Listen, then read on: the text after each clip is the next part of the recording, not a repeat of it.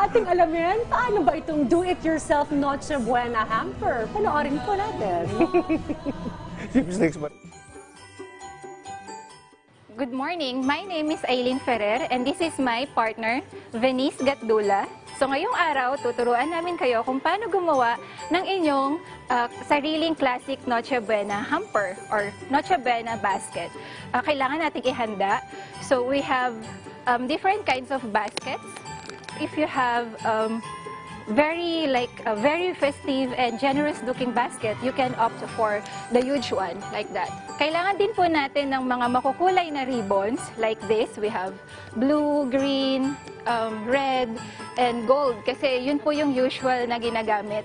And we also have some risers like this. Mga karton lang po ito na maliliit para yung mga items natin, kita sila lahat.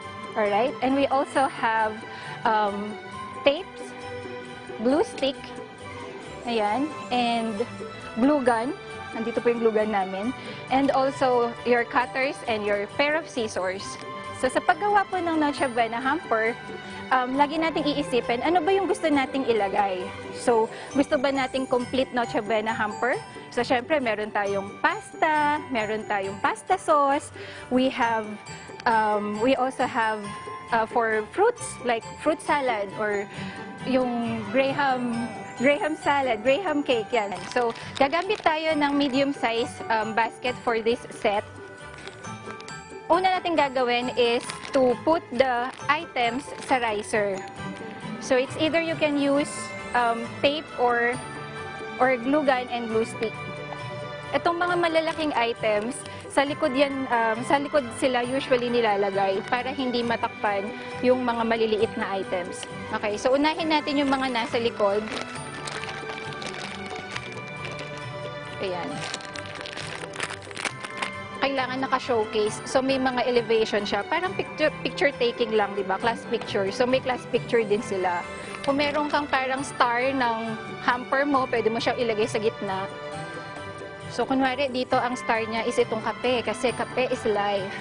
Titignan nyo rin later kung may space pa ba na pwedeng i-fill, pwede nyo ilagay yung mga manipis and small items. And then, sa paggawa din, tignan nyo, baka kasi nagmamadali kayo or what, baka tabingi or baligtad na yung pagkakalagay nyo ng mga items. So, ang awkward naman nun, di ba? So, make sure that all your items are hindi naka-upside down. Pagkatapos nating ayusin yung mga items sa hamper natin, as you can see, lahat sila naka-showcase na. We are now ready to wrap them using a shrink wrap. So kung wala naman kayong shrink wrap, pwede rin naman kayong gumamit ng cellophane. You can use either the clear plastic or yung may mga color like yung blue, orange, depende yun sa preference ninyo. So for today, we will be using shrink wrap. So, itatak nyo lang siya sa gilid. Or pwede din naman kayong gumamit ng tape. Pag wala naman kayong heat gun, pwede kayong gumamit ng hair dryer. Yan. So, konting alalay lang din sa pag-heat gun since mainit nga siya, may tendency na mabutas yung ating plastic. So, nakita nyo, no? Siksik na siksik yung mga items. And hindi maiiwasan na minsan, nagsishrink talaga yung sa taas. That is why meron kayong ribbon, pangtago ng mga chismis. So lastly, we have a belt here. It's a ribbon belt that you can put here sa base ng ating basket. So to really complete the look of the Noche Buena hamper. Alright. So, this is the complete look of our classic Noche Buena hamper. And I hope marami kayong natutunan sa mga tips na binigay namin. And thank you for spending your morning with us. Again, my name is Aileen Ferrer and my partner, Venice Gatdula.